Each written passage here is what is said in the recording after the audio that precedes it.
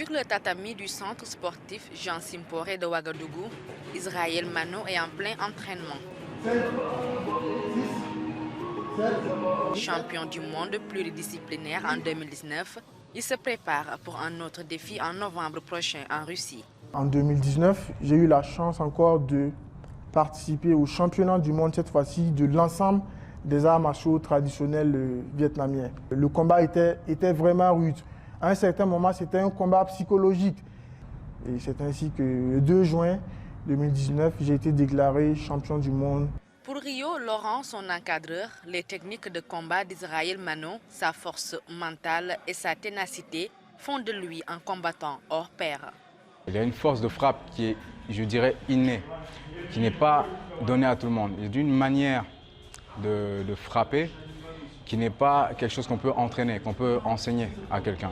Mais surtout, c'est un combattant qui n'a pas peur d'apprendre, d'aller chercher dans d'autres arts, dans d'autres domaines et de toujours s'enrichir.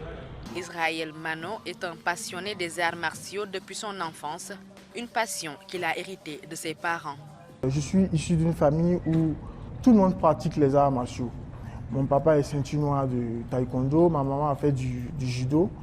Je pense que c'est certainement ça qui m'a influencé à choisir les arts martiaux comme passion. Au Burkina Faso, de nombreux jeunes adeptes d'arts martiaux s'identifient à lui. Dans ce centre, ses coups de poing n'entament en rien la détermination des apprenants. Tous aspirent à devenir comme lui. Pour moi, Israël Mano, c'est pas seulement un coach. Pour moi, c'est un modèle en fait.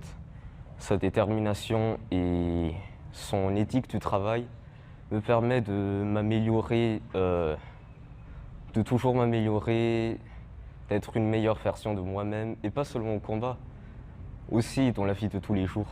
Vu toutes les prouesses qu'il a eu à mener, et voir qu'un tel homme dans la société a une telle aisance de vivre, il est tellement simple que ça m'a donné envie en fait de faire ce qu'il fait. Entre ses compétitions, ses cours à l'université et sa vie familiale, Israël Mano trouve toujours du temps pour inculquer l'esprit sportif et surtout l'esprit de combativité aux jeunes. Parce que moi, comme j'ai l'habitude de le dire, les sports de combat, pour moi en tout cas,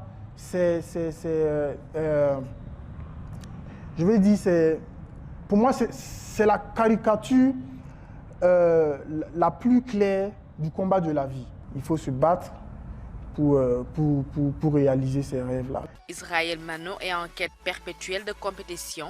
Il s'apprête à intégrer un centre aux États-Unis pour réaliser son rêve de devenir champion du monde de MMA.